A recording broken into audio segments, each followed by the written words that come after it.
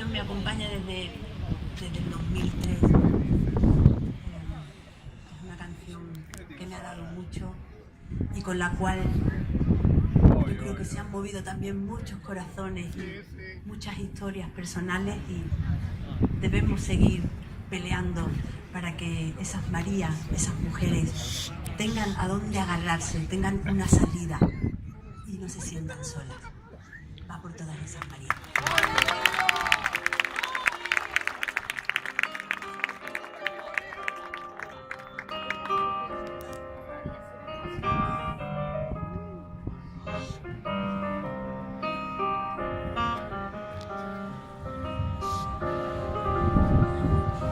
María pensó que el amor era un mandamiento de dos, y esperando el primer beso se hace vieja ante el espejo y limpia su llanto, maquilla sus heridas y se le va la vida.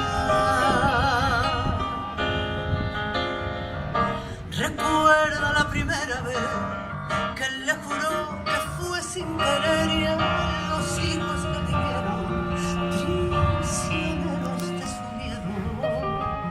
María soñaba con ser la princesa de los cabellos de oro y la boca de fresa. María se fue una mañana, María sin decir nada. María ya no tiene miedo, María empieza de nuevo. María, yo te necesito.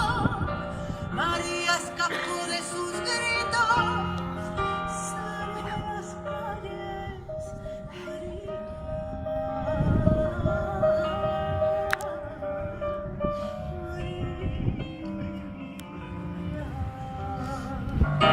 Ella nunca dice que no, es la esclava de su señor. Ella siempre lo perdona, a sus pies sobre la lona.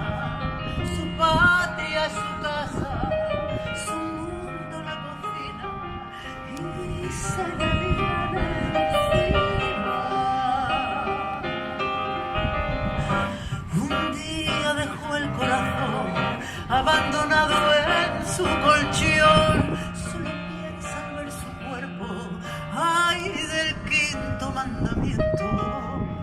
María no tiene color en la sangre, María se apaga y no lo sabe nadie. María se fue una mañana, María sin decir nada.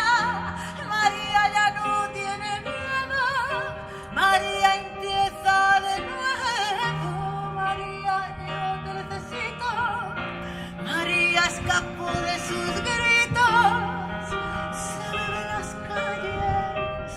María, María se fue una mañana, María sin decir nada. María ya no tiene miedo. María, yo te necesito.